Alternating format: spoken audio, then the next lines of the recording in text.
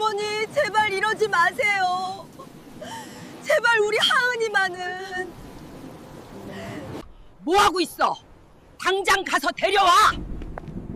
절벽 아래로 미친 듯이 시퍼런 파도가 소용돌이 치던 칠흑 같은 밤이었습니다.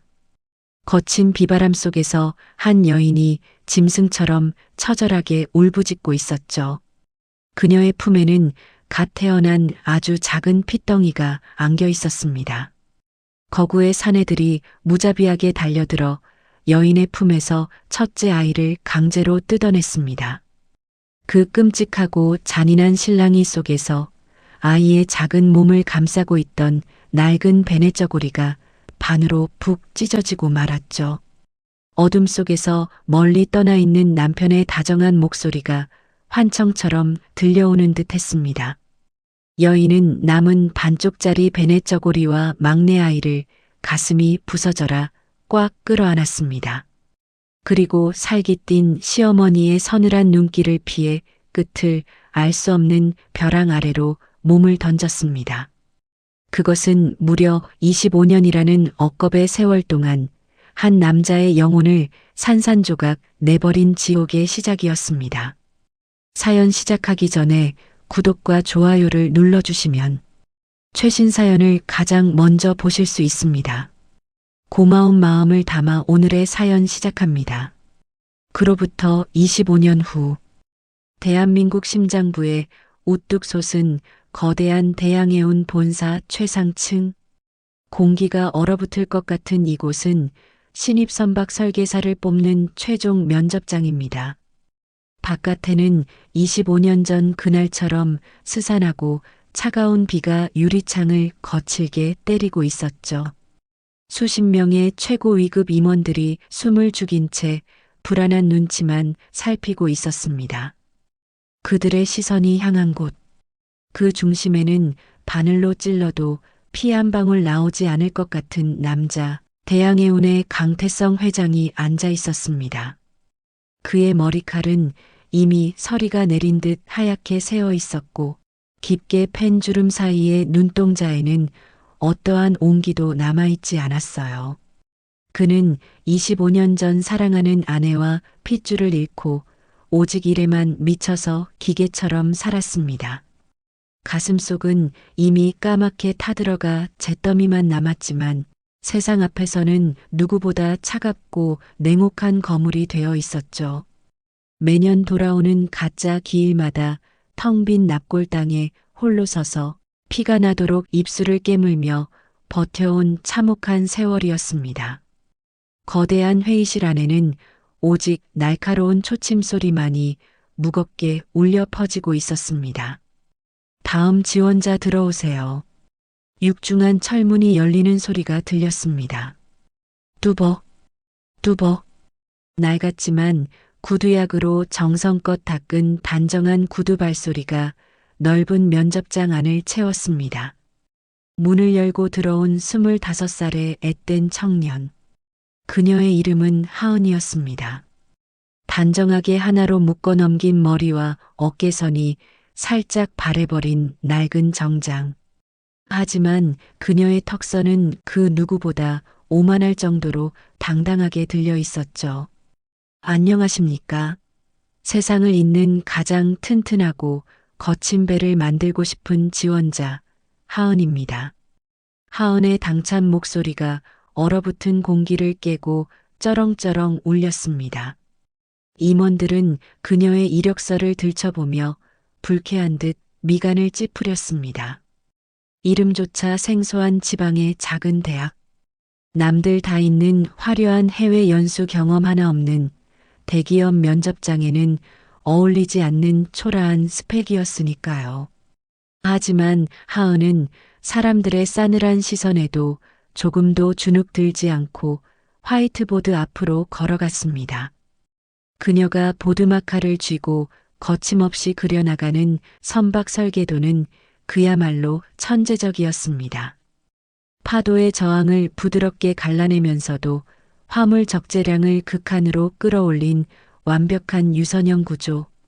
오직 거친 바다 현장에서 직접 땀을 흘려본 사람만이 그려낼 수 있는 생존의 설계였죠.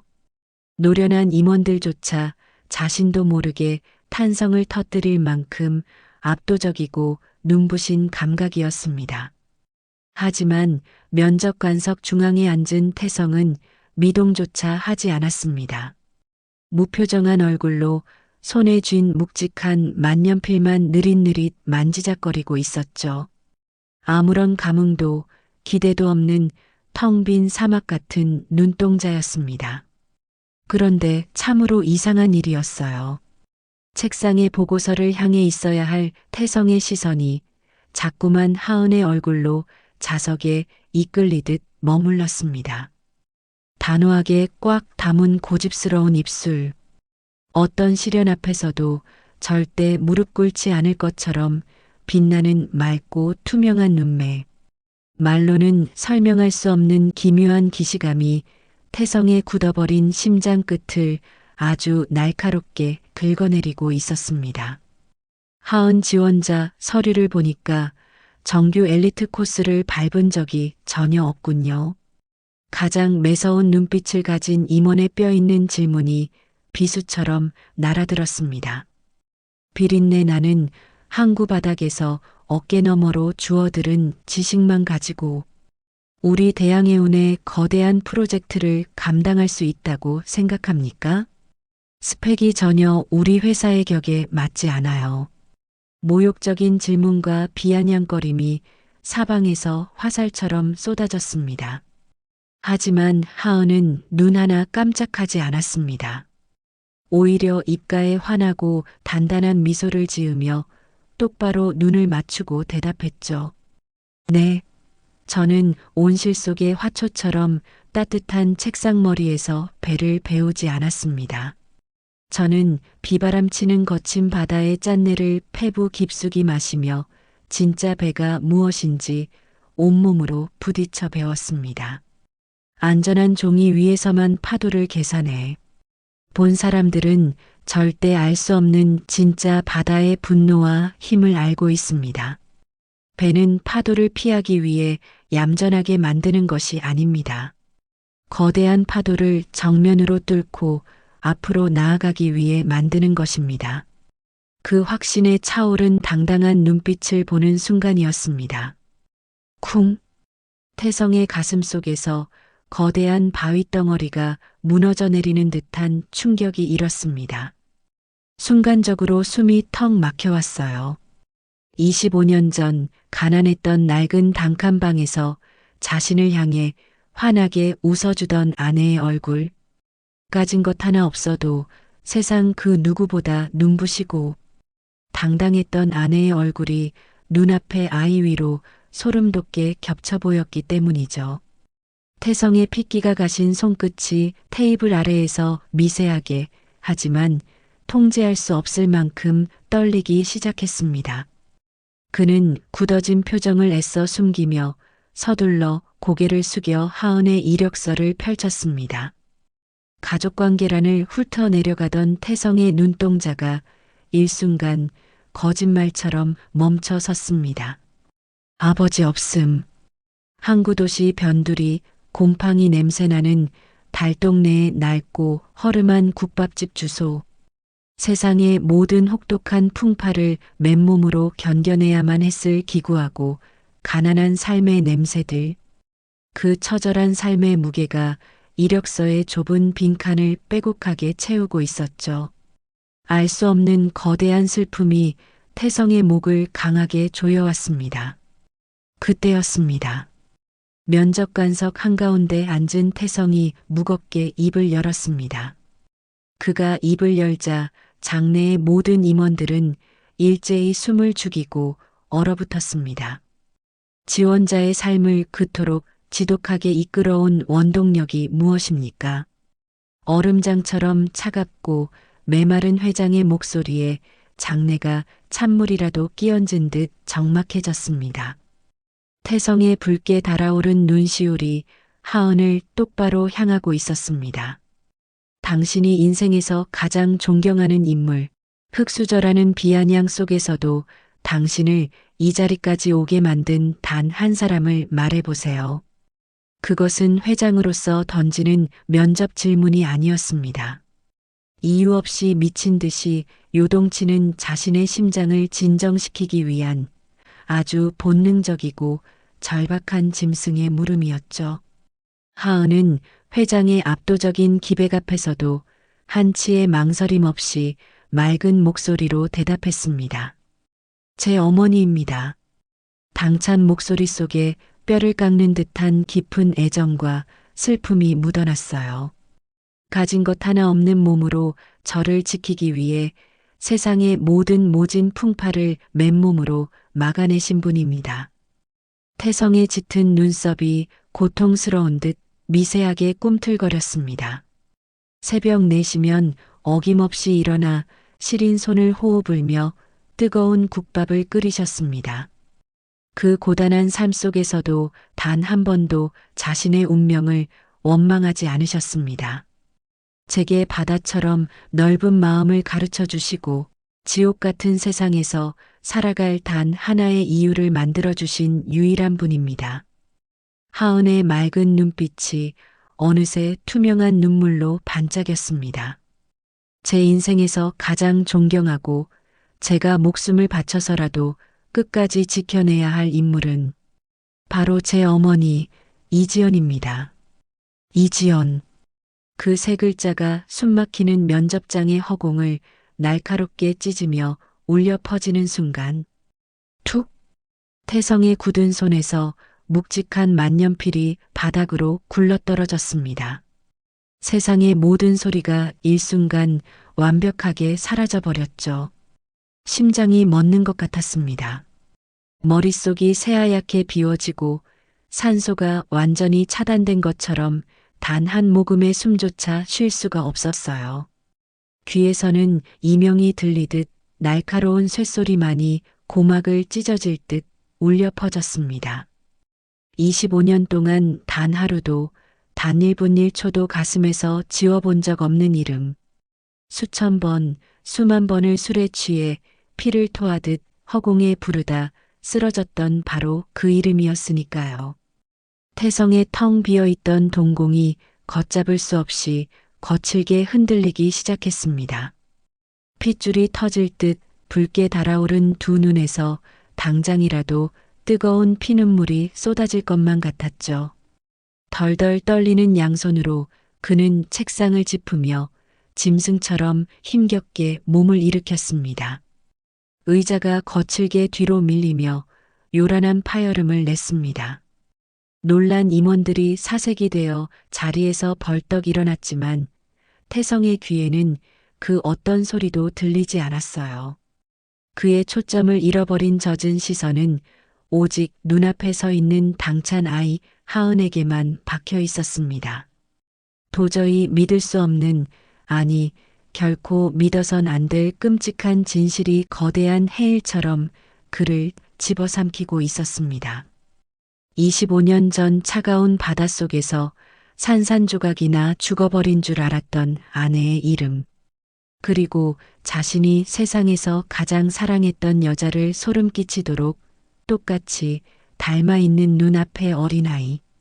태성이 평생을 바쳐 쌓아 올린 견고하고 거대한 세계가 송두리째 무너져 내리고 있었습니다. 온몸에 피가 역류하는 것 같은 고통 속에서 태성의 창백한 입술이 바들바들 떨렸습니다.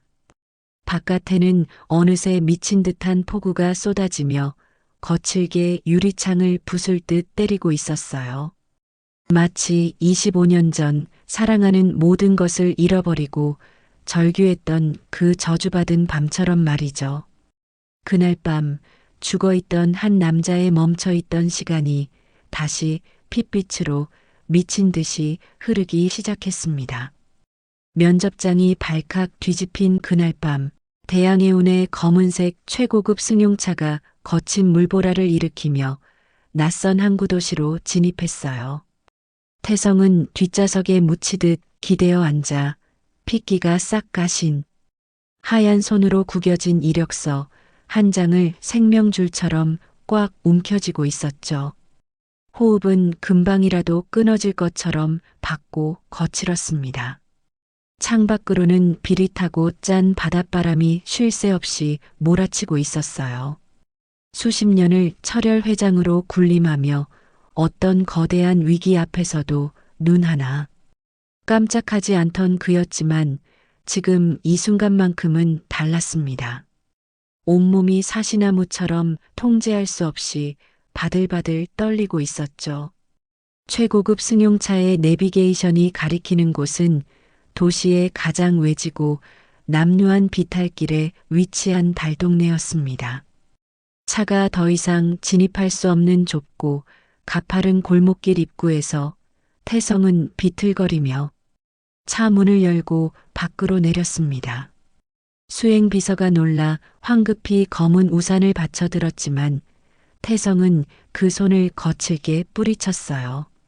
차가운 빗방울이 그의 하얗게 센 머리카락과 고가의 정장을 가차없이 적셔내렸습니다.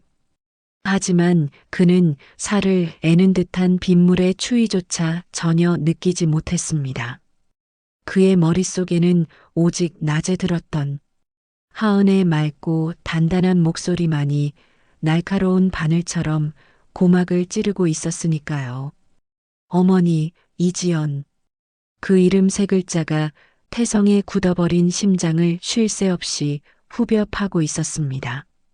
가로등조차 몇 개 없는 어두컴컴한 골목길은 비린내 나는 생선 냄새와 축축한 곰팡이 냄새가 진동했습니다. 태성은 진흙탕에 윤기나던 구두가 푹푹 빠지는 것도 모른 채 홀린 사람처럼 가파른 비탈길을 기어 올라갔어요. 숨이 턱끝까지 차오르고 가슴이 터질 것 같았지만 발걸음을 도저히 멈출 수가 없었죠. 얼마나 걷고 또 걸었을까요? 부연 가로등 불빛 아래 금방이라도 주저앉을 것 같은 허름한 슬레이트 지붕 하나가 시야에 들어왔습니다. 다 지워져가는 낡은 간판에는 위태로운 글씨로 국밥집 이름이 적혀 있었어요.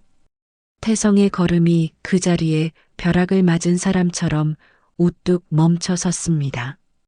발끝부터 정수리까지 소름이 쫙 돋으며 온몸의 피가 차갑게 얼어붙는 기분이었어요. 식당 안에서는 매캐한 연기와 구수한 돼지국밥 냄새가 빗줄기를 뚫고 뿜어져 나오고 있었습니다.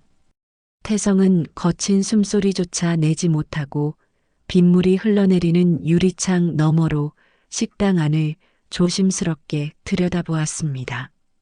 가장 먼저 눈에 들어온 것은 낡은 앞치마를 두르고 펄펄 끓는 커다란 가마솥 앞을 지키고 있는 한 여성의 뒷모습이었습니다. 고된 노동으로 굽어버린 등과 앙상하게 마른 어깨, 뜨거운 수증기 속에서 쉴 새 없이 커다란 국자를 젓고 있는 그 고단하고 지친 실루엣.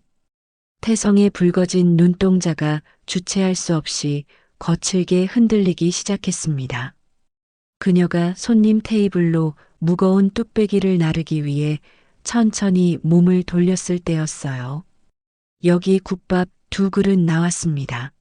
뚝배기가 많이 뜨거우니까 조심해서 드세요. 거칠게 쉰 목소리였지만 25년의 세월을 뛰어넘어 태성의 고막에 정확히 내리꽂힌 바로 그 다정한 목소리였습니다. 태성의 두 눈에서 참았던 굵은 눈물방울이 왈칵 쏟아져 내렸어요. 유리창 너머의 여자는 틀림없는 그의 사랑하는 아내 지연이었습니다. 하지만 태성의 기억 속에 영원히 박제되어 있던 곱고 해사했던 아내의 얼굴은 온데간데 없었어요. 이마와 눈가에는 모진 풍파를 맨몸으로 견뎌낸 깊고 짙은 주름이 패어 있었습니다. 거칠게 트고 갈라진 손등에는 뜨거운 국물에 데인 수많은 화상 자국이 흉터처럼 붉게 남아 있었죠. 25년이라는 참혹한 세월이 그녀의 아름다웠던 청춘을 모두 갉아먹은 것 같았습니다. 태성은 차가운 유리창에 이마를 기댄 채 끄끄거리는 울음을 참으려 양손으로 입을 틀어막았습니다. 심장이 갈비뼈를 부수고 튀어나올 것처럼 쿵쾅거렸고 눈앞이 하얗게 전멸하며 지독한 어지러움이 밀려왔어요. 식당 안에는 늦은 밤 술에 취한 험악한 인상의 사내들이 거칠게 소리를 지르고 있었습니다. 아줌마, 여기 깍두기 좀 더 가져와. 불러도 대답을 안 하고 뭘 꾸물거리고 있어. 아휴, 네. 지금 바로 가져다 드릴게요. 정말 죄송합니다. 지연은 허리를 연신 굽신거리며 퉁퉁 부은 다리로 쟁걸음으로 테이블 사이를 오갔습니다. 술 취한 사내가 짜증을 내며 소주잔을 탁자에 쾅 내리치자 지연의 앙상한 어깨가 움찔하고 굳어버렸어요. 그 처참한 광경을 지켜보는 태성의 가슴이 무참하게 부서져 내리는 것 같았습니다. 숨이 전혀 쉬어지지 않았어요. 세상에서 가장 귀하게 아껴주겠다고 평생 손에 물 한 방울 묻히지 않게 하겠다고 눈물로 맹세했던 자신의 전부였습니다. 그런 아내가 이 비린내 나는 밑바닥에서 낯선 이들의 모욕을 묵묵히 견디며 뼈가 부서져라 일하고 있었던 겁니다. 태성은 주먹을 얼마나 꽉 쥐었는지 손톱이 손바닥 살을 파고들어 붉은 피가 뚝뚝 떨어져 내렸습니다. 당장이라도 식당 문을 박차고 들어가 저 무례한 사람들의 상을 뒤엎고 아내를 품에 바스러져라 안고 싶었어요. 하지만 그의 발은 무거운 납덩이를 매단 것처럼 단 한 발짝도 앞으로 나아갈 수가 없었죠. 지독한 죄책감과 부끄러움이 그의 온몸을 무겁게 짓누르며 숨통을 틀어막고 있었으니까요. 그때 태성의 흐려진 시선 끝에 식당 주방 한 구석에 놓인 작은 유리컵 하나가 들어왔습니다. 그 금이 간 낡은 물컵 안에는 하얀 치자꽃 한 송이가 조용히 꽂혀 있었어요. 순간 태성의 머릿속에서 거대한 벼락이 내리치는 것 같았습니다. 매년 아내와 잃어버린 막내딸의 가짜 기일이 돌아올 때마다 텅 빈 납골 땅에 홀로 놓여있던 그 하얀 꽃, 자신이 넋이 나간 사람처럼 마련해둔 그 차가운 대리석 돌덩이 앞에 누군가 이름도 없이 조용히 두고 갔던 치자꽃의 은은한 향기. 태성은 그제야 흩어져 있던 모든 진실의 조각들을 뼈저리게 깨달았습니다. 아내는 살아 있었어요. 살아서 자신을 철저히 숨긴 채 이 지옥 같은 가난과 고통을 견뎌내며 매년 먼발치에서 자신을 지켜보고 있었던 겁니다.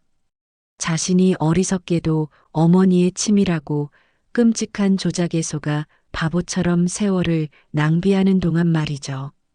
숨통을 옥죄어오는 그 잔인한 진실 앞에 태성은 기어이 바닥으로 무너져 내리고 말았습니다. 질척이는 진흙탕 위로 태성의 두 무릎이 쿵 하고 떨어졌어요. 고가의 정장 바지가 흙탕물에 엉망으로 더럽혀지는 것은 안중에도 없었습니다. 그는 차가운 빗물이 고인 흙바닥에 엎드린 채 소리조차 내지 못하고 어린아이처럼 오열하기 시작했어요.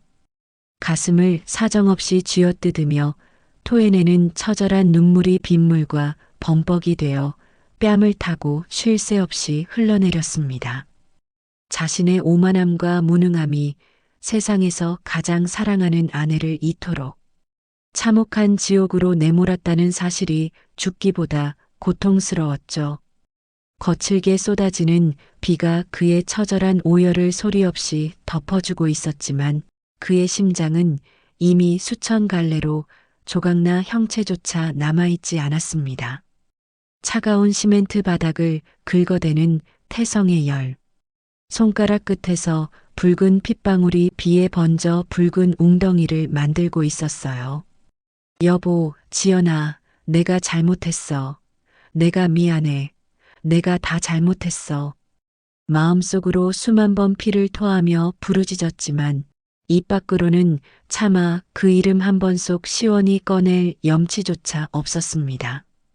그가 할 수 있는 것은 그저 어둠 속에서 아내의 빛바랜 식당, 간판을 올려다보며 미련하게 어깨를 들썩이며 우는 것뿐이었어요.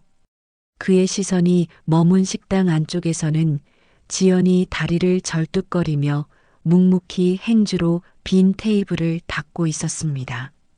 어떤 가혹한 시련 앞에서도 절대 꺾이지 않겠다는 듯이 굳게 담은 그녀의 앙상한 입술. 오늘 난 면접장에서 보았던 딸 하은의 당당하고 눈부신 표정과 너무나도 완벽하게 닮아 있었죠.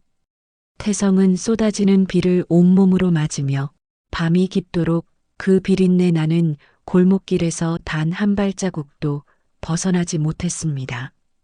차가운 빗물에 얼굴을 묻은 태성의 귓가로 25년 전, 그날 밤의 참혹한 천둥 소리가 환청처럼 울려 퍼지기 시작했습니다. 아내를 지옥으로 밀어넣고 자신의 삶을 송두리째 파괴해버린 비극의 서막. 자신이 거대한 중동 건설 현장으로 긴 출장을 떠나 있던 그 저주받은 밤의 기억이 뇌리를 날카롭게 파고들었죠. 당시 태성의 어머니 장 여사는 맹목적인 미신에 사로잡혀 이성을 잃은 상태였습니다. 이름난 무당이 뱉어낸 불길한 저주가 대양 가문의 거대한 저택을 흉흉하게 감돌고 있었어요. 쌍둥이 딸은 대양의 기둥인 아들을 꺾고 집안을 멸문지화로 이끌 끔찍한 흉살입니다. 그 한마디에 피도 눈물도 없는 장 여사의 두 눈이 서늘하게 번뜩였습니다. 출산의 고통이 채 가시지도 않은 지연은 병실 침대에서 두 아이를 품에 안고 바들바들 떨고 있었어요. 방문을 거칠게 열고 들어온 장 여사의 뒤로는 건장한 사내들이 검은 그림자처럼 버티고 서 있었죠. 어머니, 갑자기 왜 이러시는 거예요? 우리 다은이, 하은이 이제 막 세상에 나온 핏덩이들입니다. 지연의 창백한 입술이 파랗게 질려 절규했지만 장 여사는 얼음장처럼 차가운 시선으로 며느리를 내려다볼 뿐이었습니다. 가문을 망칠 흉사를 내 집안에 들릴 수는 없다. 당장 첫째만 빼앗고 저 불길한 둘째는 멀리 내다버려라. 안 돼요. 제발 이러지 마세요. 차라리 저를 죽이세요. 사내들이 무자비하게 달려들어 지연의 연약한 팔을 강제로 꺾어 눌렀습니다. 지연은 짐승처럼 울부짖으며 아이들을 빼앗기지 않으려 온몸으로 발버둥을 쳤어요. 손톱이 부러지고 맨발에서 피가 났지만 어미의 초인적인 힘으로 아이들을 꽉 끌어안았습니다. 하지만 잔인한 폭력 앞에서 출산 직후의 가녀린 몸은 낙엽처럼 무너지고 말았죠. 사내의 거친 소나기가 첫째 다은을 강제로 낚아채는 순간이었습니다. 아가, 내 아가, 안 돼. 지연이 피를 토하듯 절규하며 아이의 옷자락을 필사적으로 부여잡았습니다. 직, 가장 부드러운 명주실로 정성껏 지었던 하얀 베넷 저고리가 잔인한 파열음을 내며 반으로 푹 찢어지고 말았어요. 반쪽은 사내들에게 빼앗긴 첫째 다은의 몸에, 남은 반쪽은 지연의 피 맺힌 소나기에 쥐어 있었습니다. 그것은 이 가족의 운명이 갈갈이 찢겨나가는 소름 끼치는 소리였죠. 장 여사는 첫째를 안아들고 미련 없이 등을 돌려 차가운 복도로 사라졌습니다. 남겨진 사내들이 둘째 하은마저 빼앗아 내다 버리려 다가오고 있었어요. 지연은 남은 힘을 쥐어짜내어 막내 하은을 가슴에 품고 병실 창문을 넘어 빗속으로 뛰쳐나갔습니다. 쏟아지는 폭우가 지연의 얇은 환자복을 매섭게 때렸지만 그녀는 추위조차 느낄 수 없었어요. 등 뒤로 사내들의 험악한 발소리와 고함이 턱 밑까지 쫓아오고 있었습니다. 핏기가 가신 찢어진 맨발로 험한 산길을 내달렸습니다. 발바닥이 날카로운 돌부리에 베어 붉은 피가 빗물에 씻겨 내려갔지만 걸음을 멈출 수가 없었죠. 품속의 작은 핏덩이를 살려야 한다는 그 맹목적인 본능 하나만이 지연의 심장을 뛰게 만들고 있었으니까요. 얼마나 어둠 속을 헤맸을까요? 지연의 발걸음이 멈춰선 곳은 시퍼런 파도가 미친 듯이 소용돌이치고 있는 아찔한 벼랑 끝이었습니다. 더 이상 물러설 곳은 없었어요. 손전등 불빛이 어둠을 가르며 지연의 젖은 얼굴을 매섭게 비추었습니다. 독한 년, 당장 그 아이를 이리 넘겨. 지연은 등 뒤에서 일렁이는 검은 바다를 내려다보며 찢어진 베넷저고리와 아이를 더욱 꽉 끌어안았습니다. 태성의 다정했던 얼굴이 빗물 번진 시야 위로 아른거렸어요.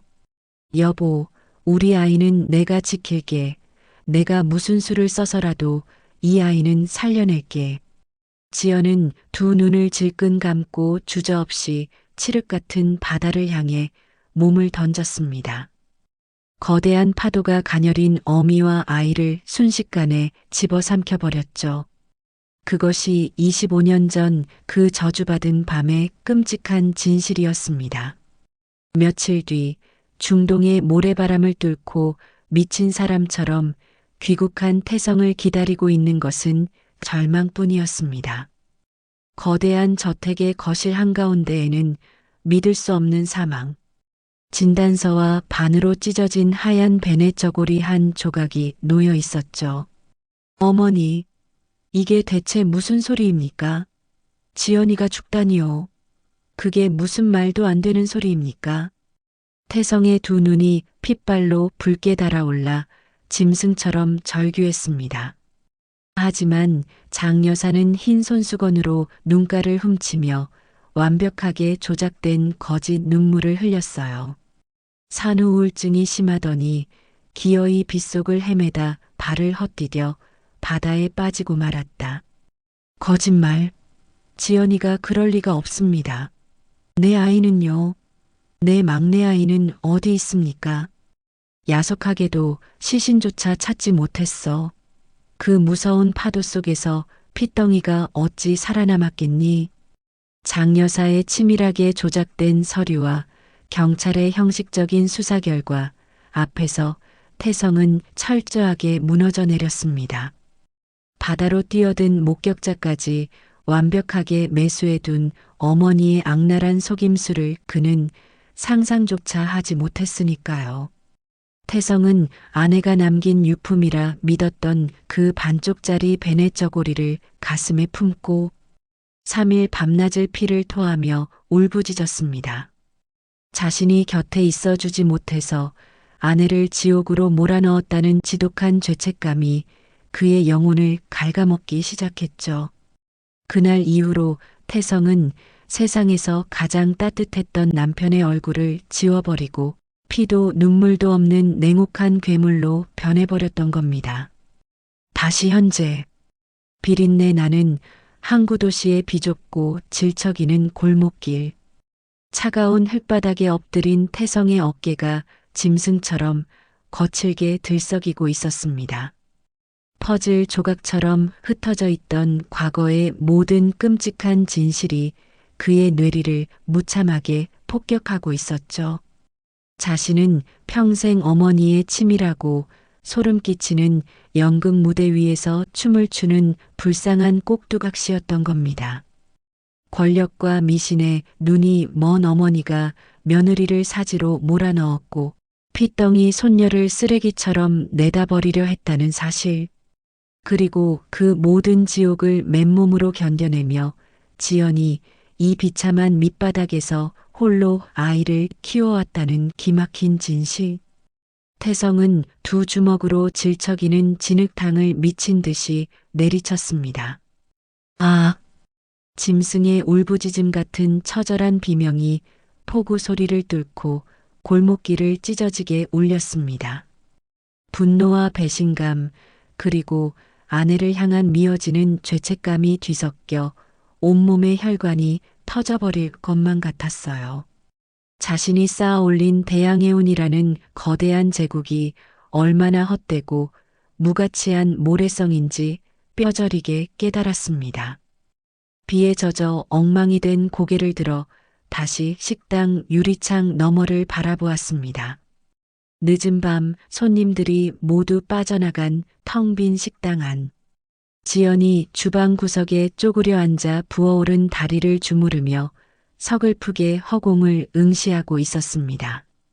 그녀의 시선이 머문 곳에는 낮에 면접장에서 보았던 하은이 낡은 점퍼를 걸치고 씩씩하게 문을 열고 들어오는 모습이 보였죠.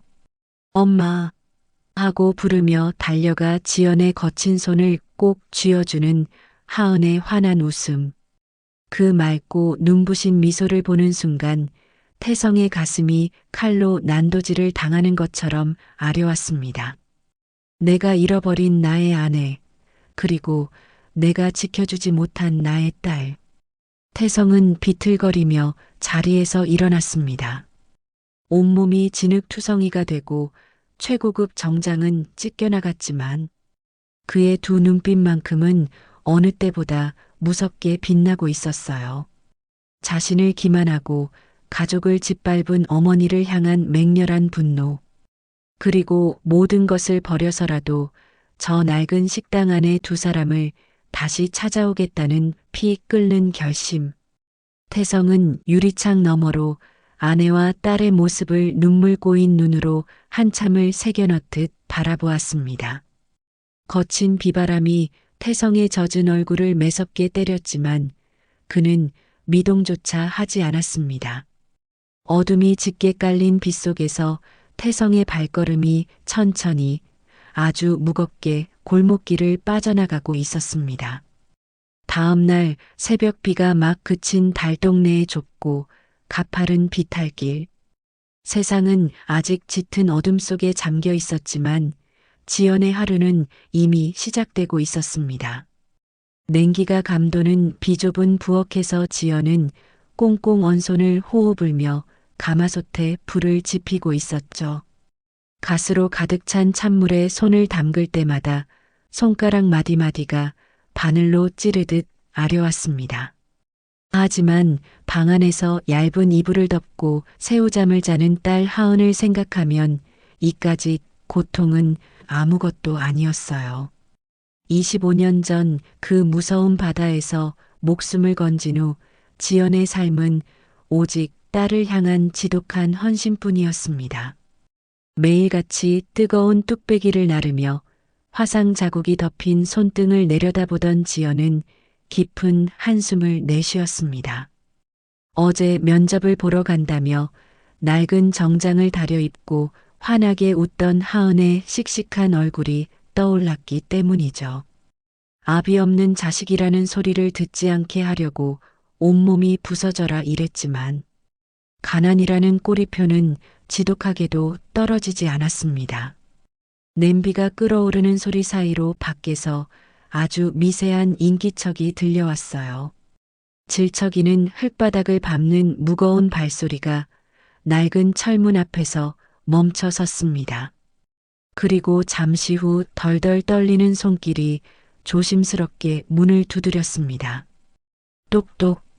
너무나도 작고 위태로운 소리였지만 그 소리는 지연의 심장을 이상하게 쿵쾅거리게 만들었죠. 지연이 삐걱거리는 문을 천천히 열었을 때 그녀는 순간적으로 숨을 쉴 수가 없었습니다. 문턱 앞에는 온몸이 진흙투성이가 된 고가의 정장을 입은 한 남자가 넋이 나간 듯 서 있었어요. 초점 잃은 두 눈에는 핏발이 가득 서 있었고 하얗게 센 머리칼은 비에 젖어 처참하게 이마에 달라붙어 있었죠. 심장이 멎는 것 같았습니다. 눈앞이 하얗게 변하며 세상의 모든 소리가 차단된 것 같았어요. 25년 동안 단 한 번도 잊어본 적 없는 이름. 자신을 버렸다고 생각하면서도 밤마다 소리 없이 눈물을 삼키며 그리워했던 사람. 태성이었습니다. 지연의 거칠어진 손에서 낡은 양은 냄비가 요란한 소리를 내며 바닥으로 나뒹굴었어요. 뜨거운 물이 발등 위로 쏟아졌지만 그녀는 어떠한 통증도 느끼지 못했습니다. 지연아. 태성의 입에서 흘러나온 그 이름은 지독한 가뭄에 쩍쩍 갈라진 마른 땅처럼 처참하게 메말라 있었습니다. 그 목소리를 듣는 순간 지연의 온몸이 사시나무처럼 바들바들 떨리기 시작했어요. 태성의 두 무릎이 차가운 시멘트 바닥 위로 쿵 소리를 내며 무너져 내렸습니다. 그는 바닥에 무릎을 꿇은 채로 굵은 눈물을 뚝뚝 흘리며 지연의 낡은 운동화 끝을 두 손으로 생명줄처럼 부여잡았어요. 왜 당신이 여기에 있는 거야? 당장 돌아가요. 당신 어머니가 내 딸을 어떻게 하려고 했는지 다 알면서. 지연의 목소리는 칼날처럼 날카로웠지만 방어벽이 무너진 듯 위태롭게 흔들리고 있었습니다. 가슴 깊은 곳에 묻어두었던 원망과 서러움이 화라산처럼 터져 나오기 시작했죠. 내가 미쳤었어. 내가 다 잘못했어, 지연아. 나는 당신이 그 바다에서 죽은 줄로만 알았어. 태성의 피 끓는 절규가 새벽의 정막을 찢어지게 울렸습니다. 그의 열 손가락이 바닥을 얼마나 세게 긁었는지 손톱 밑에서 붉은 피가 배어 나오고 있었어요. 당신이 절벽에서 몸을 던졌다는 어머니의 말에 나는 완벽하게 속았어. 가짜 사망 진단서와 경찰 수사까지 다 조작된 거였어. 당신이 남긴 그 반쪽짜리 베넷 저고리를 끌어안고 나도 25년 동안 매일 지옥에서 죽어갔어. 지연아, 제발 나를 용서해줘. 그 처절한 고백에 지연의 눈동자가 거칠게 흔들리기 시작했습니다. 믿을 수 없었어요. 25년 동안 자신과 아이를 철저히 버리고 새 삶을 살았을 거라 원망했던 남편이었습니다. 하지만 그의 텅 빈 눈동자와 붉게 물든 손가락이 그의 가슴 속에도 자신과 똑같이 무너져 내린 지옥이 자리하고 있었음을 증명하고 있었죠. 지연의 두 다리에 힘이 풀리며 바닥으로 털썩 주저앉았습니다. 얼어붙었던 심장에 뜨거운 불덩이가 떨어지는 것 같았어요. 당신 정말 몰랐던 거야? 우리 첫째, 다은이를 뺏어가고 우리 하은이까지 버리려 했다는 걸 정말 몰랐던 거야? 몰랐어. 내가 그토록 멍청했어. 어머니의 그 무서운 거짓말을 믿고 당신을 이 끔찍한 바닥에 내버려 두었어. 태성은 오열하며 지연의 앙상하고 굽어버린 어깨를 바스러져라 끌어안았습니다. 두 사람의 뜨거운 눈물이 얽히며 차가운 골목길 바닥을 흥건하게 적셨어요. 25년의 한 맺힌 시간이 눈물에 녹아내리며 서로의 깊은 상처를 어루만지고 있었습니다. 그때 덜컹거리는 단칸방 문이 열리며 낡은 옷차림의 하은이 걸어 나왔습니다. 어젯밤 식당에서 일하던 어머니의 뒷모습을 슬프게 바라보던 그 남자가 가슴을 치며 오열하고 있는 광경. 자신을 낳아준 아버지라는 사실을 본능적으로 직감한 듯 하은의 맑은 눈에서도 투명한 눈물이 차올랐죠. 태성은 덜덜 떨리는 손을 뻗어 25살이 된 딸의 뺨을 처음으로 조심스럽게 어루만졌습니다. 내 핏줄, 내 딸, 내가 목숨을 바쳐서라도 지켜야 할 나의 우주였습니다. 아침 해가 밝아올 무렵 대양에 온 일가가 살고 있는 거대한 저택의 육중한 철문이 거칠게 열렸습니다. 높은 담장과 화려한 정원은 이들의 가난한 낡은 신발과 극명하게 대비되며 숨을 막히게 했죠. 하지만 태성의 발걸음은 그 어느 때보다 단단하고 위압적이었습니다. 그의 양손에는 지연의 거칠어진 손과 하은의 따뜻한 손이 단단히 쥐어져 있었어요. 넓고 호화로운 거실 안에는 클래식 음악이 잔잔하게 흐르고 있었습니다. 고급스러운 소파에 앉아 우아하게 다과를 즐기던 장 여사는 들이닥친 불청객들을 향해 신경질적으로 고개를 돌렸습니다.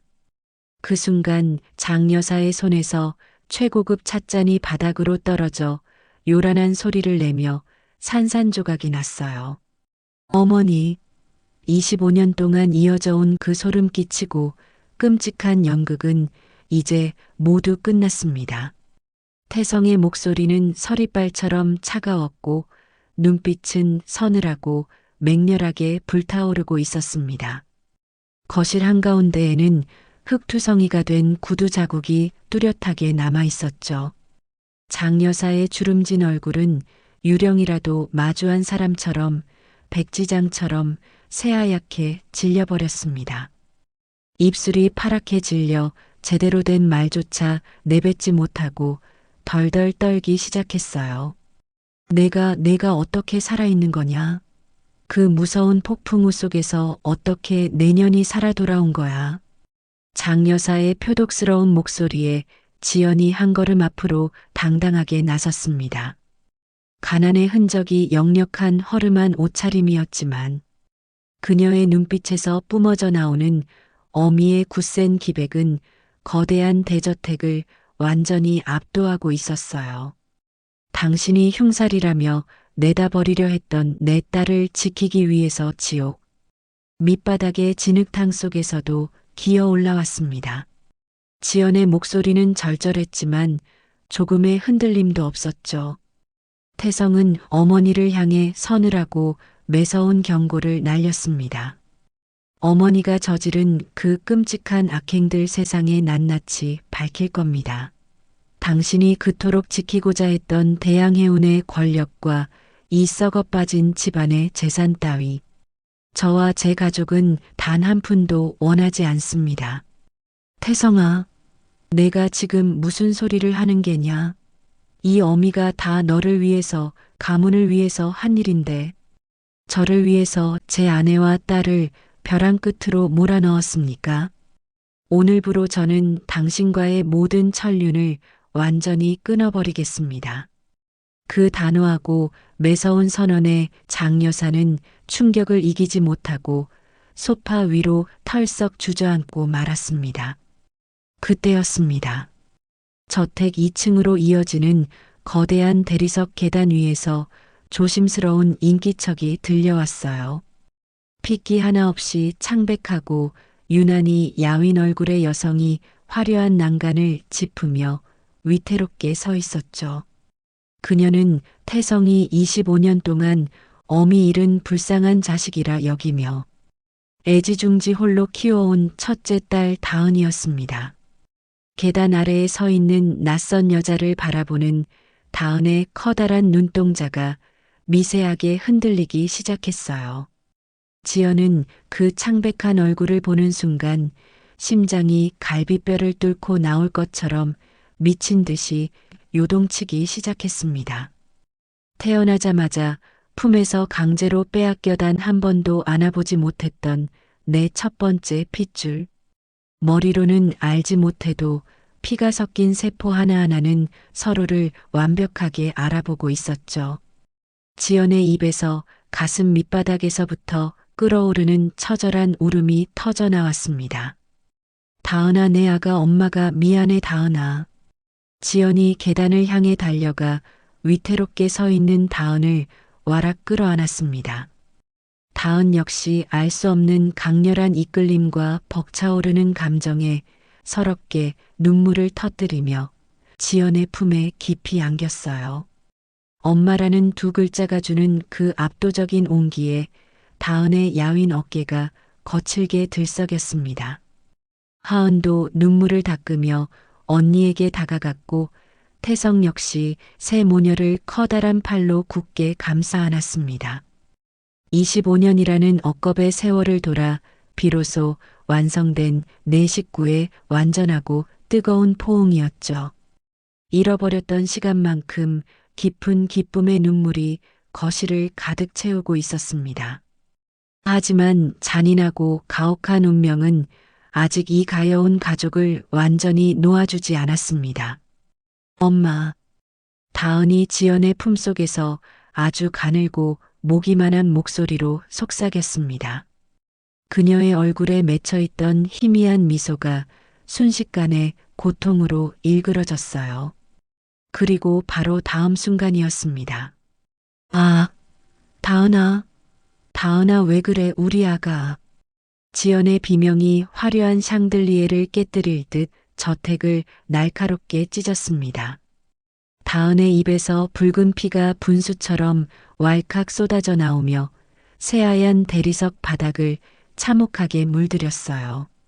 극도의 스트레스와 감정적 충격이 원래도 병약했던 다은의 간을 치명적으로 망가뜨린 것이었죠. 다은의 몸이 마치 줄이 툭 끊어진 인형처럼 지연의 품에서 힘없이 미끄러져 바닥으로 무너져 내렸습니다. 태성은 눈앞이 새하얗게 변하며 다급하게 바닥에 엎드려 다은을 안아들었어요. 누구 없어? 구급차? 당장 구급차 불러. 태성의 목소리가 피를 토하는 것처럼 찢어질 듯 저택 안을 울려 퍼졌습니다. 하은은 파랗게 질린 얼굴로 바닥에 엎드려 붉게 얼룩진 언니의 차가운 손을 부여잡고 오열했어요. 바닥에 쓰러진 다은의 숨소리가 금방이라도 툭 끊어질 듯 위태롭게 헐떡이고 있었습니다. 방금 전까지 기적 같은 상봉의 기쁨으로 가득했던 공간은 순식간에 피냄새가 진동하는 무서운 절망의 구렁텅이로 변해버렸죠. 가문을 지키겠다며 미신에 집착했던 장 여사는 새파랗게 질려 뒷걸음질을 쳤습니다. 구급차의 날카로운 사이렌 소리가 대양해온 저택의 무거운 공기를 뚫고 미친 듯이 울리기 시작했습니다. 25년을 피눈물로 버텨내며 이제야 겨우 안아본네. 딸의 체온이 지연의 덜덜 떨리는 품 안에서 싸늘하게 식어가고 있었습니다. 하얗고 매서운 형광등 불빛이 끝없이 이어진 대학병원 응급실 복도. 지독한 소독약 냄새가 코끝을 날카롭게 찌르는 그 차가운 공간에서 태성과 지연은 혼이 나간 사람처럼 서 있었습니다. 조금 전까지 기적처럼 품에 안았던 첫째 딸 다은이 저 무거운 철문 너머 수술실 안에서 생사를 오가고 있었죠. 태성의 최고급 정장은 빗물과 진흙 그리고 다은이 토해낸 붉은 피로 처참하게 얼룩져 있었습니다. 하지만 그는 자신의 몰골을 신경 쓸 겨를조차 없었어요. 그의 시선은 오직 수술실 위에 켜진 붉은 수술 중이라는 글씨에 핏발이 선체로 고정되어 있었습니다. 지연은 덜덜 떨리는 두 손을 모아쥐고 차가운 대리석 바닥에 주저앉아 하염없이 굵은 눈물만 쏟아내고 있었어요. 25년 만에 겨우 얼굴을 마주한 내 첫 번째 아이. 품에 앉자마자 따뜻한 밥 한 끼 먹여보지 못하고 피를 토하며 쓰러진 내 불쌍한 딸. 지연은 가슴을 사정없이 쥐어뜯으며 소리 없는 오열을 삼켰습니다. 그때였습니다. 환자분, 보호자분 계십니까? 수술실 문이 거칠게 열리며 초록색 수술복을 입은 외과 담당 의사가 다급하게 뛰어나왔습니다. 의사의 이마에는 굵은 식은땀이 맺혀 있었고 굳게 담은 입술은 절망적일 만큼 어두웠습니다. 다은아, 선생님, 우리 다은이 어떻게 된 건가요? 제발 우리 아이 좀 살려주세요. 지연이 피가 통하지 않아 하얗게 질린 손으로 의사의 가운 소매를 미친 듯이 부여잡았습니다. 태성 역시 숨을 거칠게 헐떡이며 의사 앞으로 짐승처럼 다가갔죠. 급성 간부전입니다. 극심한 스트레스와 영양 결핍으로 간 수치가 정상인의 수십 배에 달합니다. 당장 오늘 밤을 넘기기 힘들 정도로 상태가 매우 위독합니다. 지금 당장 간 이식 수술을 하지 않으면 환자분은 생명을 잃게 됩니다. 그 무자비한 선고는 마치 거대한 철퇴로 태성과 지연의 머리를 무참히 내리치는 것 같았습니다. 눈앞이 새하얗게 변하고 심장이 낭떠러지 밑으로 쿵 떨어지는 끔찍한 절망감이 밀려왔어요. 지연의 눈동자가 초점을 잃고 미친 듯이 흔들리기 시작했습니다. 제 간을 빼주세요. 제발 제 간을 다 가져가도 좋으니 우리 아이만 살려주세요. 뼈를 깎고 살을 도려내도 좋으니 제발 다은이만 살려주세요. 지연이 의사의 바짓가랑이를 붙잡고 바닥에 엎드려 피를 토하듯 절규했습니다. 하지만 의사는 침통한 표정으로 고개를 가로저었습니다. 회장님과 사모님 모두 긴급 조직 검사를 진행했지만 두 분 다 기증이 절대 불가능합니다. 의사의 단호한 목소리가 얼어붙은 응급실 복도를 날카롭게 갈랐습니다. 사모님은 10수년간 이어진 고된 육체 노동과 만성적인 영양실조로 간의 기능이 일반인의 절반 수준입니다. 이식은커녕 본인의 건강도 위태로운 상태입니다. 의사의 시선이 이번에는 핏기 없는 얼굴로 서 있는 태성을 향했습니다.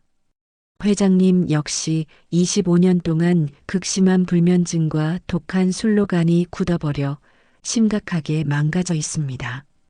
당장 이식을 진행할 수 있는 건강한 간이 아닙니다. 태성은 자신의 지독한 무능함에 치를 떨며 주먹으로 차가운 병원 콘크리트 벽을 미친 듯이 내리쳤습니다. 주먹 피부가 찢어지고 붉은 피가 하얀 벽을 타고 처참하게 흘러내렸지만 뼛속까지 파고드는 죄책감에 비하면 아무런 고통도 느껴지지 않았죠. 사랑하는 아내를 지옥에 방치했던 자신이 독한 술에 의존해 썩어가는 동안 딸을 살릴 수 있는 유일한 생명줄마저 스스로 끊어버렸다는 사실이 죽기보다 원망스러웠습니다. 게다가 무엇보다 가장 큰 문제는 환자분의 혈액형입니다. 환자분의 혈액형은 전 세계적으로도 극히 드문 RH-AB형입니다. 그 극희기 혈액형? 그것은 태성의 혈액형이자 대양 가문이 아주 특별하고 폐쇄적인 핏줄이라는 가장 완벽하고 끔찍한 증거이기도 했습니다. 이 혈액형은 당장 전국 병원의 혈액원을 다 뒤져도 기증자를 찾는 것은 하늘의 별 따기보다 어렵습니다. 직계가족이 아니면 이식 자체가 불가능에 가깝습니다. 오늘 밤을 넘기기 어렵습니다. 의사의 최종적인 절망의 선고가 떨어지는 순간 지연은 꺽꺽거리는 숨조차 쉬지 못하고 그대로 바닥으로 쓰러지고 말았습니다. 25년 만에 기적처럼 되찾은 아이. 이제야 겨우 온전한 품에 안아본 내 첫 번째 핏줄을 이렇게 허망하게 또다시 저승으로 떠나보내야 한다는 사실에 가슴이 갈기갈기 찢겨나가는 것 같았어요. 그때였습니다. 선생님, 당장 제 피를 뽑아서 검사해 주세요. 응급실 복도 끝에서 낡은 운동화를 신은 하은이 씩씩하고 단단한 걸음으로 거침없이 걸어오고 있었습니다. 그녀의 두 주먹은 굳게 쥐어져 있었고 맑은 눈동자에는 그 어떤 망설임이나 두려움도 보이지 않았죠. 저도 아버지와 언니와 완벽하게 똑같은 피가 흐르고 있습니다. 저도 RH-AB형입니다. 제 간을 당장 언니에게 주겠습니다. 하은아, 안 돼. 제발 안 돼. 이 수술이 얼마나 위험한데 너마저 잘못되면 엄마는 도대체 어떻게 살라고. 바닥에 쓰러져 있던 지연이 짐승처럼 기어가 하은의 다리를 부여잡고 처절하게 울부짖었습니다. 25년 전 벼랑 끝에서 하나 남은 이 아이라도 살리기 위해 검은 바다로 몸을 던졌던 지연이었습니다. 이 아이는 지연의 목숨 그 자체였고 생명의 전부였어요. 하지만 하은은 지연의 거칠고 굳은 손을 아주 따뜻하고 단단하게 맞잡으며 눈부시게 환한 미소를 지어 보였어요. 엄마 울지 마세요. 엄마가 저를 뱃속에 품고 그 무서운 폭풍우 속 바다에서 억척같이 살아남으신 이유가 바로 이거였어요. 오늘 이 순간 언니를 살리기 위해서 제가 기적처럼 살아남은 거예요. 하은의 그 당차고 맑은 목소리에 태성은 짐승처럼 두 손으로 입을 틀어막고 오열할 수밖에 없었습니다. 자신의 어머니가 가문을 망칠 끔찍한 흉살이라 부르며 쓰레기처럼 빗속에 내다버리려 했던 바로 그 둘째 아이. 그렇게 잔인하게 버려졌던 아이가 지금 무너져가는 대양 가문의 첫째를 살리기 위해 자신의 목숨을 걸고 유일한 생명줄을 내어놓고 있었던 겁니다. 운명의 장난이라고 하기에는 너무나도 소름 끼치고 위대한 피의 이끌림이었죠. 의사들이 다급하게 하은을 데리고 검사실로 뛰어갔습니다.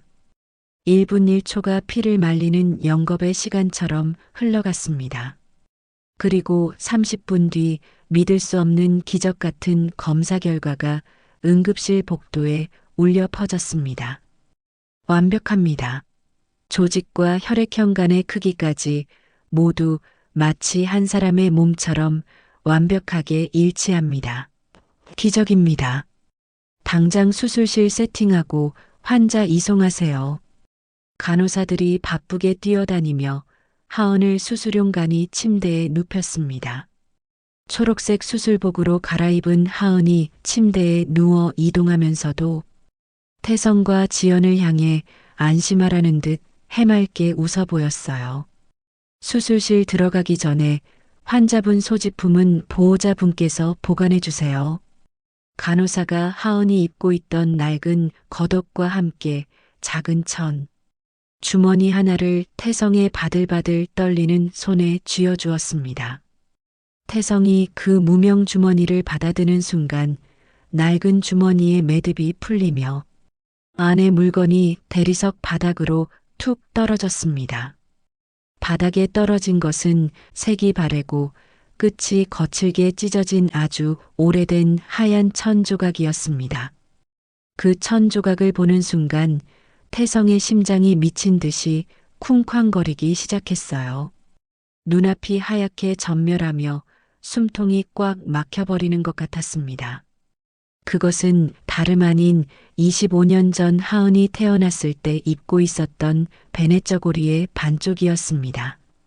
지연이 벼랑 끝에서 사내들에게 첫째를 뺏기지 않으려 발버둥 치다 찢어져 버린 그 옷. 지연이 바다로 몸을 던질 때 막내딸을 감싸고 있던 눈물과 핏자국이 희미하게 남아있는 그 반쪽짜리 천 조각이었습니다. 태성은 덜덜 떨리는 손으로 자신의 젖은 정장 안주머니를 거칠게 뒤졌습니다. 25년 동안 단 하루도 심장 곁에서 떼어놓지 않았던 그의 낡고 해진 지갑. 그 지갑 속에는 과거 장여사가 죽은 아내의 유일한 유품이라며 건네주었던 나머지 반쪽의 하얀 베네 저고리가 고이 접혀 있었죠.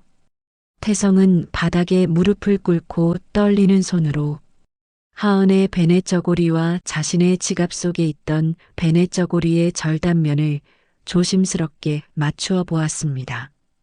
찍 찢겨나갔던 낡은 실오라기 하나하나가 25년이라는 잔인한 세월을 뛰어넘어 톱니바퀴처럼 완벽하게 맞물렸습니다. 마치 갈라지고 부서졌던 내 식구의 심장이 마침내 하나로 합쳐지는 것 같은 경이롭고 소름 끼치는 순간이었습니다. 여보 지연아, 이것 좀 봐. 우리가 떨어져 있던 그 잔인한 시간 속에서도 우리 아이들의 운명은 이렇게 완벽하게 이어져 있었어. 태성은 핏발이 선 두 눈으로 뜨거운 피눈물을 쏟아내며 하나로 맞춰진 베네 저고리를 가슴이 부서져라 꽉 끌어안았습니다. 지연 역시 태성의 넓은 어깨에 얼굴을 묻고 짐승처럼 목 놓아 통곡했죠. 바로 그때 응급실 복도 끝에서 누군가 요란하게 무너져 내리는 소리가 들렸습니다. 거친 숨을 몰아쉬며 뒤늦게 병원으로 달려온 태성의 어머니 장 여사였습니다. 그녀는 복도 바닥에 털썩 주저앉아 완벽하게 하나로 맞춰진 베네저고리를 넋이 나간 사람처럼 바라보고 있었어요. 조금 전 간호사들과 의사들이 주고받던 긴박한 대화가 그녀의 귓가에 사형 선고처럼 잔인하게 내리꽂혔습니다. 가문을 무너뜨릴 불길한 흉살이라 굳게 믿고 폭풍 우치는 빗속에 내다버리려 했던 둘째 손녀한, 그 아이의 몸속에 대양 가문의 가장 고귀하고 희귀한 RH -AB형의 피가 완벽하게 흐르고 있다는 사실, 그리고 그 버려졌던 아이의 희생이 아니면 자신이 평생을 바쳐 지켜온 대양 가문의 핏줄이 오늘 밤 영원히 끊어진다는 무서운 진실. 장 여사가 25년 동안 맹신했던 그 알량한 무당의 저주와 권력이 얼마나 어리석고 끔찍한 죄악이었는지 뼈저리게 깨닫는 순간이었습니다. 자신의 교만함과 미신이 온 가족을 생지옥으로 몰아넣고 귀한 핏줄을 스스로 끊어버릴 뻔했다는 참혹한 사실에 그녀의 온몸이 사시나무처럼 바들바들 떨렸습니다. 장 여사는 바닥을 기어 지연과 하은의 수술 침대가 들어간 철문 앞까지 다가왔습니다. 내가 미쳤었다. 내가 돌았었어. 이 늙은 년이 눈이 멀어 천벌을 받을 짓을 저질렀구나. 한평생 빳빳하게 고개를 들고 세상 무서울 것 없이 군림했던 대양해운의 꼿꼿한 안주인이 차가운 병원. 대리석 바닥에 머리를 찌우며 피눈물을 흘리고 있었어요. 내 가문을 살려준 이 귀한 핏줄을 내가 내 손으로 죽이려 하다니. 며느라가 제발 이 늙고 추악한 년을 용서해다오. 장 여사는 이마에서 붉은 피가 흐르는 것도 모른 채 지연의 낡은 운동화가 서 있던 자리에 입을 맞추며 짐승처럼 처절하게 울부짖었습니다. 하지만 태성과 지연의 시선은 굳게 닫힌 수술실 문만을 향해 있었습니다. 25년의 피눈물과 잃어버린 청춘을 그 알량한 후의 몇 마디로 씻어낼 수는 없었으니까요. 육중한 수술실 문 위로 수술 중이라는 붉은 글씨가 심장 박동처럼 선명하고 강렬하게 켜졌습니다. 태성과 지연은 두 손을 굳게 맞잡은 채 숨을 죽이고 기도했습니다. 25년을 돌고 돌아 비로소 하나가 된 두 개의 베네저고리가 태성의 두 손 안에서 뜨거운 눈물에 젖어 빛나고 있었습니다. 거칠고 잔인했던 억겁의 폭풍우는 이제 모두 지나가고 생명을 건 가장 처절하고 위대한 기적만이 그들을 기다리고 있었습니다. 수술실 문 위에 켜져 있던 붉은 불빛이 마침내 꺼졌습니다. 무려 12시간이라는 피 말리는 억겁의 시간이 흐른 뒤였죠. 굳게 닫혀있던 무거운 철문이 열리고 초록색 수술복을 입은 집도이가 걸어 나왔습니다. 그의 이마에는 굵은 땀방울이 맺혀 있었지만 마스크 너머의 눈매는 따뜻하게 휘어져 있었어요. 지연과 태성은 숨을 쉬는 것조차 잊은 채 덜덜 떨리는 다리로 의사 앞으로 다가갔습니다. 의사가 마스크를 벗으며 환하게 웃었습니다. 수술은 완벽하게 성공했습니다. 그 한마디가 차가운 응급실 복도에 울려 퍼지는 순간이었습니다. 두 분 딸 모두 아주 건강하게 회복할 수 있을 겁니다. 기증자의 간이 기적처럼 완벽하게 자리 잡았습니다. 지연의 다리에서 힘이 탁 풀리며 대리석 바닥으로 무너져 내렸습니다. 감사합니다. 선생님, 정말 감사합니다. 우리 아이들을 살려주셔서 정말 고맙습니다. 지연은 차가운 바닥에 머리를 조아리며 짐승처럼 엉엉 소리내어 울었습니다. 25년 동안 겹겹이 쌓여있던 지독한 한과 슬픔이 그 뜨거운 눈물에 모두 녹아내리는 것 같았죠. 태성 역시 핏발이 선 두 눈에서 굵은 피눈물을 뚝뚝 흘리며 지연의 굽은 등을 바스러져라 끌어안았습니다. 자신을 짓누르던 거대한 죄책감의 바위가 마침내 산산조각 나는 소리가 들렸습니다. 태성은 아내의 젖은 뺨에 얼굴을 비비며 어린아이처럼 오열했어요. 25년 전 비바람 치던 밤에 멈춰버렸던 이 가족의 시계가 비로소 다시 째깍거리며 온기를 되찾기 시작했습니다. 그로부터 몇 달의 시간이 평화롭게 흘렀습니다. 계절이 바뀌고 차가운 바람 대신 따뜻한 봄 기운이 세상을 감싸 안기 시작할 무렵이었죠. 대양의 운에 웅장하고 차가운 저택 앞마당. 한평생 최고급 실크와 화려한 보석으로 치장했던 장 여사가 낡고 소박한 회색빛 법복을 입고 서 있었습니다. 그녀의 손에는 아주 작은 짐가방 하나만이 들려 있었어요. 자신이 평생을 바쳐 지키려 했던 거대한 권력과 재산을 모두 내려놓은 뒷모습은 너무나도 작고 초라했습니다.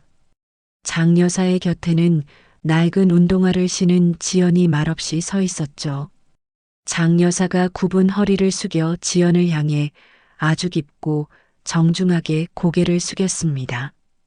나를 용서하지 말아라. 장 여사의 쉰 목소리가 봄바람을 타고 가늘게 떨렸습니다. 내가 지은 그 무서운 죄업을 어찌 몇 마디 말로 씻을 수 있겠니? 나는 깊은 산속 암자로 들어가 죽는 날까지 너희 넷의 평안만을 부처님께 빌고 또 빌 것이다.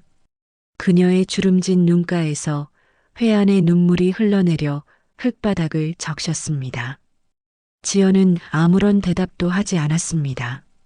자신과 아이들을 지옥으로 몰아넣었던 시어머니를 단숨에 용서하기에는 그 상처가 너무나도 깊고 참혹했으니까요. 하지만 지연은 떠나는 장 여사의 굽은 어깨 위에 아주 조심스럽게 자신의 거친 손을 얹어주었습니다. 그 따뜻한 온기에 장 여사는 아이처럼 소리내어 울며 저택의 육중한 철문을 나섰습니다. 권력에 눈이 멀어 핏줄을 베어내려 했던 어리석은 노파의 가장 처절하고도 평화로운 마지막 뒷모습이었습니다. 며칠 뒤 거친 바닷바람이 쉴 새 없이 몰아치는 남해의 거대한 조선소 현장. 하늘을 찌를 듯 솟아오른 거대한 크레인과 시끄러운 기계음이 고막을 찢을 듯 울려 퍼지는 곳이었습니다. 매캐한 쇳가루 냄새가 진동하는 그곳에서 낡은 작업복을 입고 안전모를 쓴 한 청년이 도면을 들고 바쁘게 뛰어다니고 있었죠. 기적적인 이식 수술을 마치고 건강을 완벽하게 회복한 하은이었습니다. 거기 용접 방향이 틀렸잖아요. 도면대로 정확하게 각도를 맞추셔야 파도의 저항을 견딜 수 있습니다. 하은의 당차고 쩌렁쩌렁한 목소리가 거친 소음들을 뚫고 현장을 완벽하게 지휘하고 있었습니다. 기름때가 묻은 얼굴로 이마의 땀을 닦아내는 그녀의 눈빛은 그 어느 때보다 눈부시게 빛나고 있었어요. 그때 하은의 등 뒤로 익숙하고 묵직한 발소리가 들려왔습니다. 단정한 점퍼 차림의 태성이 인자한 미소를 지으며 딸을 바라보고 있었죠. 하은아, 굳이 이 거친 현장 바닥에서부터 고생할 필요가 없다고 아빠가 몇 번을 말했니? 태성이 안쓰러운 듯 딸의 뺨에 묻은 검은 쇳가루를 조심스럽게 닦아주며 말했습니다. 대양해운 본사의 쾌적한 본부장 자리가 아직도 너를 기다리고 있단다. 하은은 환하게 웃으며 고개를 가로저었습니다. 아빠, 저는 푹신한 의자에 앉아서 종이 위로 배를 만드는 가짜가 되고 싶지 않아요. 그녀가 굳은 살이 단단하게 박인 자신의 작은 두 손을 태성에게 내밀어 보였습니다. 우리 엄마가 펄펄 끓는 뚝배기를 맨손으로 나르며 저를 억척같이 키워내셨듯이 저도 이 거친 바닥에서부터 제 힘으로 진짜 배를 만들어낼 거예요. 그 당당하고 눈부신 선언에 태성의 가슴 깊은 곳에서 뜨거운 뭉클함이 솟구쳐 올랐습니다.